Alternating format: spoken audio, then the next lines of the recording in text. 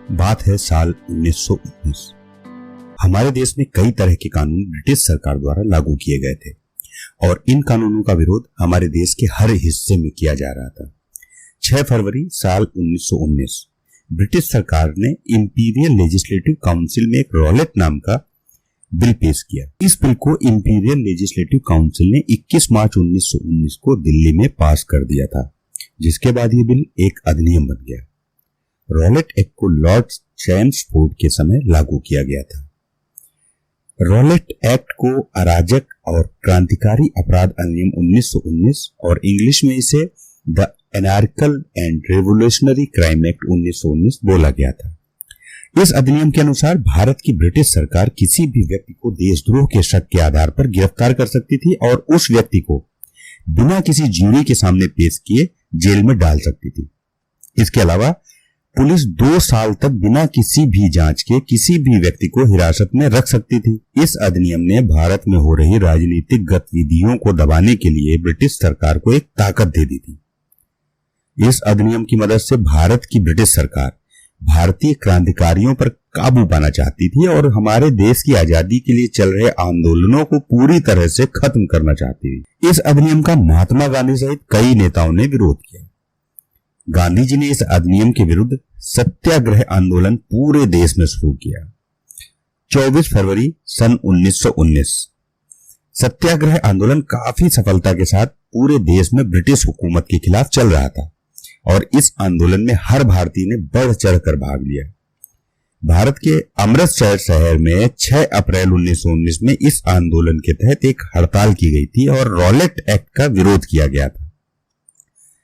लेकिन धीरे धीरे इस अहिंसक आंदोलन ने हिंसा का रूप ले लिया।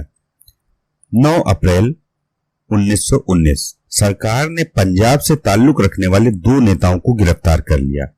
इनका नाम था डॉक्टर सैफुद्दीन कच्छू और सत्यपाल। इन दोनों नेताओं को गिरफ्तार करने के बाद पुलिस ने इन्हें अमृतसर से धर्मशाला स्थानांतरित कर दिया, जहां पर इन्हें नजरबंद कर दिया गया। अमृतसर के ये दोनों नेता यहाँ की जनता में काफी लोकप्रिय थे और अपने नेता की गिरफ्तारी से परेशान होकर यहाँ के लोगों ने 10 अप्रैल को इनकी रिहाई करवाने के मकसद से डिप्टी कमिश्नर मिल्स इरविन से मुलाकात करनी चाहिए, लेकिन मिल्स इरविन ने इनसे मिलने से इनकार कर दिया, जिसके बाद इन गुस्साए लोगों ने रेलवे स्टेशन, तार विभाग सहित कई सरकारी दफ्तरों को आग के हवाले कर दिया। तार विभाग में आग लगने से सरकारी कामकाज को काफी नुकसान पहुंचा, क्योंकि इसी के माध्यम से उस वक्त अफसरों के बीच संचार हो पाता था।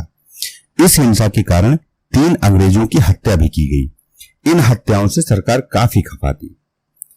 अमृतसर के बिगड़ते हालातों पर काबू पाने के लिए भारतीय ब्रिटिश सरकार ने इस राज्य की जिम्मेदारी मिल्स इरविन से लेके ब्रिगेडियर जनरल R.E.H. डायर को सौंप दी और डायर ने 11 अप्रैल को अमृतसर के हालातों को सही करने का कार्य शुरू कर दिया। पंजाब राज्य के हालातों को देखते हुए इस राज्य के कई शहरों में ब्रिटिश सरकार ने मार्शल लॉ लगा दिया। इस लॉ के तहत नागरिकों की स्वतंत्रता और सार्वजनिक समारोह का आयोजन करने पर प्रतिबंध लग गया। मार्शल लॉ के तहत जहां पर भी 3 से ज्यादा लोगों को इकट्ठा पाया जा रहा था, उन्हें पकड़कर जेल में डाल दिया जा रहा था और इस लॉ के जरिए ब्रिटिश सरकार क्रांतिकारियों द्वारा आयोजित होने वाली सभाओं पर रोक लगाना चाहती थी, ताकि क्रांतिकारी उनके खिलाफ कुछ कर ना सके। 12 अप्रैल 1919 सरकार ने अमृतसर के 2 अन्य नेताओं को गिरफ्तार किया और इन नेताओं का नाम चौधरी भुगामल और महाशय रतन चंद था। इन नेताओं की गिरफ्तारी के बाद अमृतसर के लोगों के बीच गुस्सा और बढ़ गया, जिसके कारण इस शहर की हालत और भी बिगड़ने की संभावना थी। हालत को संभालने के लिए शहर में ब्रिटिश पुलिस ने और सख्ती कर दी। 13 अप्रैल सन 1919 अमृतसर के जलियांवाला बाग में कई लोग इकट्ठा थे। बहुत संख्या में लोग इकट्ठा हुए, हजारों लोग। इस दिन इस शहर में कर्फ्यू भी लगा था, लेकिन इस दिन बैसाखी का त्योहार था, जिसके कारण काफी संख्या में लोग अमृतसर के हरि मंदिर साहिब यानी स्वर्ण मंदिर आए थे। जलियांवाला बाग स्वर्ण मंदिर के करीब था, इसलिए कई लोग इस बाग में घूमने के लिए भी चले गए और इस तरह 13 अप्रैल को करीब 20,000 लोग इस बाग में मौजूद थे। जिसमें से कुछ लोग अपने नेताओं की गिरफ्तारी के मुद्दे पर शांतिपूर्ण रूप से सभा करने के लिए एकत्रित हुए थे। वहीं कुछ लोग अपने परिवार के साथ यहां घूमने भी आए हुए थे। इसी दिन करीब 12:40 डायर को जलियांवाला बाग में होने वाली सभा की सूचना मिली। सूचना मिलते ही डायर करीब 4 बजे अपने दफ्तर से 150 सिपाहियों के साथ इस बाग के लिए रवाना हुए। डायर को लगा कि ये सभा दंगे फैलाने के मकसद से की जा रही है, इसलिए इन्होंने इस बाग में पहुंचने के बाद लोगों को बिना कोई चेतावनी दिए अपने सिपाहियों को गोली चलाने के आदेश दे दिए और कहा जाता है कि इन सिपाहियों ने करीब 10 मिनट तक गोलियां चलाई। वहीं गोलियों से बचने के लिए लोग भागने लगे, लेकिन इस बाग के मुख्य दरवाजे को भी सैनिकों ने बंद कर दिया था और यह बाग चारों तरफ से 10 फीट की दीवार से बंद था। ऐसे में कई लोग अपनी जान बचाने के लिए इस बाग में बने कुएं में कूद गए, लेकिन गोलियां थमने का नाम नहीं ले रही थी और कुछ समय में ही इस बाग की जमीन का रंग लाल हो गया। इस नरसंहार में 370 से अधिक लोगों की मौत हुई थी, जिनमें छोटे बच्चे, महिलाएं, सब कुछ शामिल था। इस नरसंहार के 7 हफ्ते की एक बच्चे की भी हत्या की गई थी। इसके अलावा इस बाग में मौजूद कुएं से 100 से अधिक शव निकाले गए थे। ये शव ज्यादातर बच्चों और महिलाओं के ही थे। कहा जाता है कि लोग गोलियों से बचने के लिए कुएं में कूद गए थे, लेकिन फिर भी वे अपनी जान बचा नहीं पाए।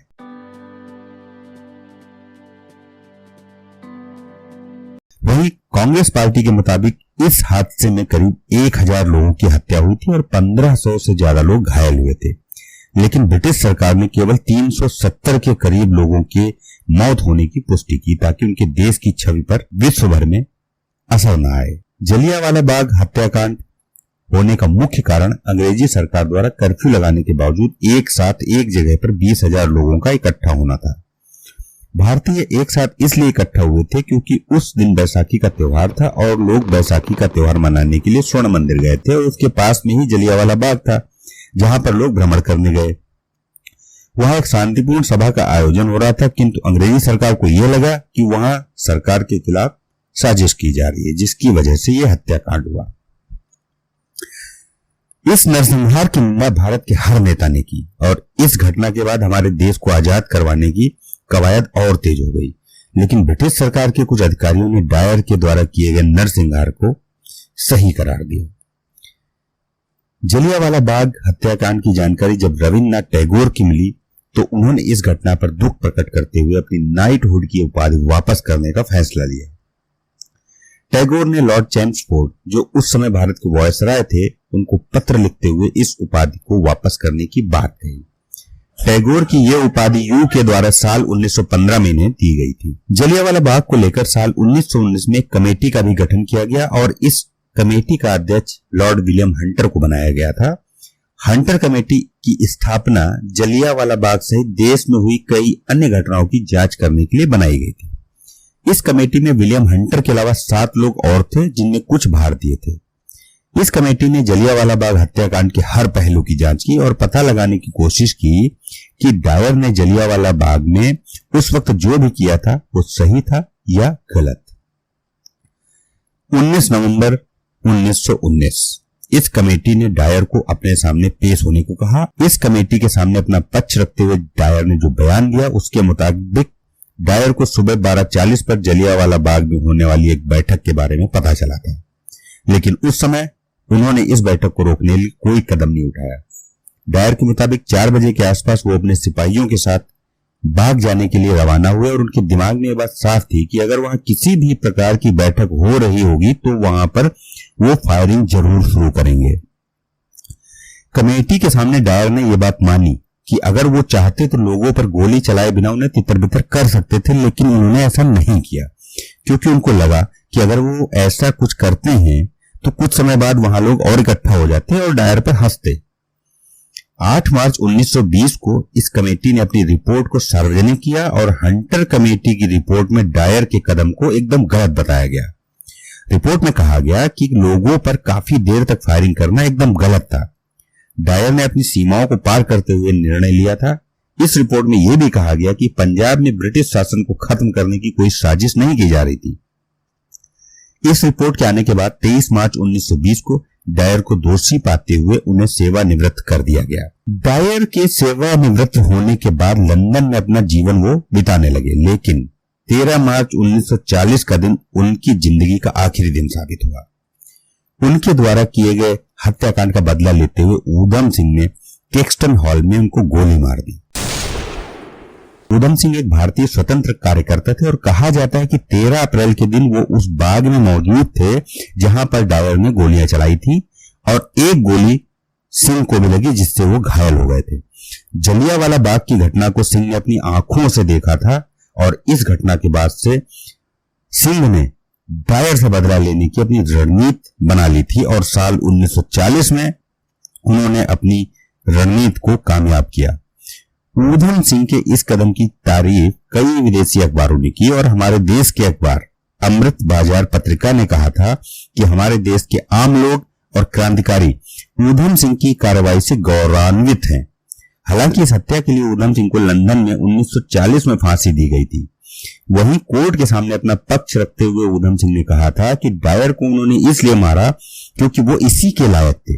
वो हमारे देश के लोगों की भावनाओं को कुचलना चाहते थे, इसलिए मैंने उन्हें कुचल दिया। मैं 21 वर्षों से उन्हें मारने की कोशिश कर रहा था और आज मैंने अपना काम कर दिया। मुझे मृत्यु का डर नहीं, मैं अपने देश के लिए मर रहा हूं।